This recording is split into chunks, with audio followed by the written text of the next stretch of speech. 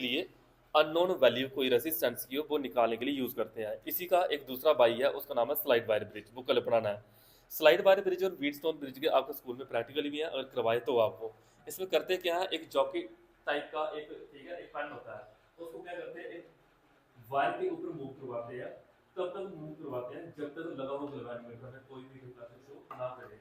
जाके मूव करवाना स्टार्ट करोगे आप, जैसे इलेक्ट्रिकल बोर्ड है, मूव करवाना स्टार्ट करोगे, वो करेगा, पता क्या, वो ऐसे ऐसे करेगा। आपने तब तक मूव करवाना है जब तक वो फिक्स ना हो जाए।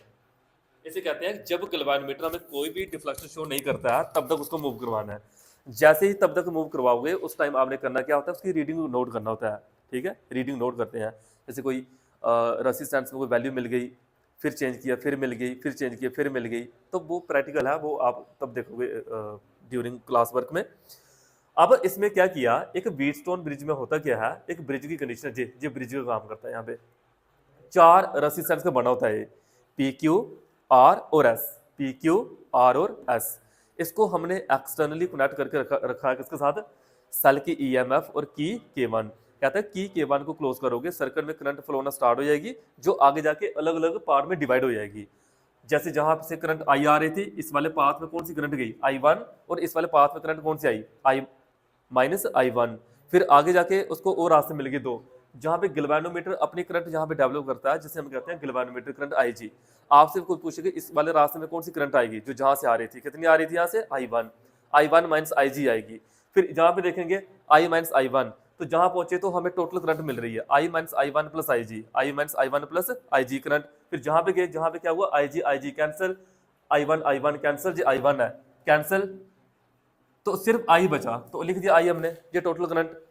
तो ये इतनी सी डायग्राम है, लेकिन बहुत इंपॉर्टेंट है, बच्चे बड़ी सारी मिस्टेक करते हैं इस डायग्राम में। कल जब आप क्लास में आओ, आपको पूरी अच्छी तरह से इस डायग्राम को कम से कम 2 बार घर में ड्रा करना है, फिर मेरे पास आना है। एक्सक्यूज मेरे को देने नहीं है। जैसे देखो आज टेस्ट नहीं दिया आपने, एक्सक्यूज दे दिया सीधा ही।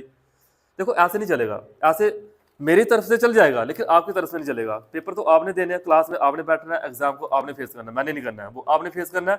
फिर आप कहोगे सर आप इतना सा, जहां पे एक इसको भी छोड़ के आ जाओगे ना पेपर में, इतना सा लूप को, तभी भी आपके नंबर कट हो जाएंगे। क्यों, पता थोड़ी चलेगा कि आप ऐसे मूव करोगे, ऐसे मूव करे हो। इसको भी ड्रा करना पड़ेगा, छोटी छोटी चीजें मैटर करती हैं। अब इतनी छोटी छोटी चीजें छोड़ दोगे, फिर क्या पता चलेगा कि कहां से कहां मूव करे हैं, कौन सा लूप में मूव करे हैं, करंट को कैसे जहां पे आप कैलकुलेट कर रहे हो, कहां से क्या आ रहा है।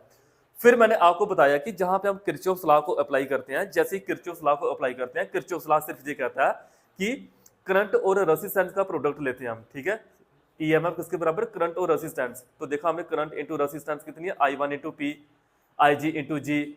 जे अपोजिट में आ गया तो लिखेंगे I minus I1 into R, लिखेंगे करंट इंटू रेजिस्टेंस। वही लाइन तो लिखी हुई है मैंने। फिर मैंने कहा कि आर की वैल्यू को आपने जहां पे इस तरह से एडजस्ट करना पड़ता है ताकि लगा हो गैल्वेनोमीटर में कोई भी डिफ्लेक्शन ना दे।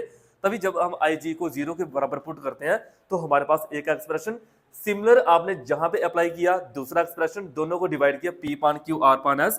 This is the balance condition of the Wheatstone bridge. और इसी को P पान Q R पान S के फॉर्म में, बड़ा फेमस क्वेश्चन है ये, हमारे केमिस्ट्री में भी ये क्वेश्चन था।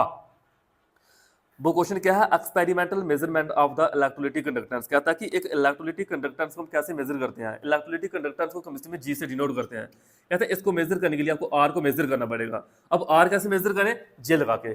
By using Wheatstone bridge we can calculate the value of the R। देख लूंगा अगर करवाया है ठीक है, नहीं करवाया तो जब मैं टेस्ट लेना स्टार्ट करूंगा मुझे पता चलता जाएगा कौन से क्वेश्चन हमारे छूटे हैं, वो मैं वहां पे कंप्लीट करवा दूंगा आप लोगों को।